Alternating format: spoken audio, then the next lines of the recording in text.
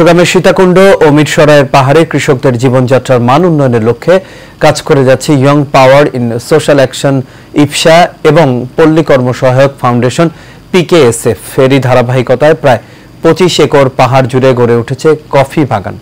উত্তর ইয়াকুবনগর গ্রামে 30 জন কৃষক অ্যারাবিকা ও রোবাস্তা জাতের কফি চাষ করে পেয়েছেন সাফল্য। পাহাড় জুড়ে কফি ফলের মৌ গন্ধে মনোমুগ্ধকর পরিবেশ। Young Power in Social Action YPSA, IFAD, Embassy of Denmark এবং পিকেএসএফ এর সহযোগিতায় সীতাকুণ্ড ও মিরসরাইয়ে উচ্চমূল্যের ফসলের জাত সম্প্রসারণ ও বাজারজাতকরণ প্রকল্পটি বাস্তবায়িত করছে। এর উদ্দেশ্য পাহাড়গুলোকে চাষাবাদের আওতায় আনা, নিরাপদ ফসল উৎপাদন, উদ্যোক্তা তৈরি এবং পারিবারিক পুষ্টি চাহিদা পূরণের পাশাপাশি লক্ষ্যভুক্ত জনগোষ্ঠীর জীবনমান উন্নয়ন।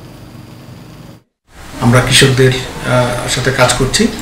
বিশেষ করে আমরা উচ্চ ফলনশীল কফি চাষকে প্রমোট করার জন্য, এটা সম্পর্কে কৃষিতে যাতে কৃষকরা যাতে এই বিষয়ে যাতে কাজ করে তার জন্য আমরা বিভিন্ন কারিগরি এবং আর্থিক সহযোগিতা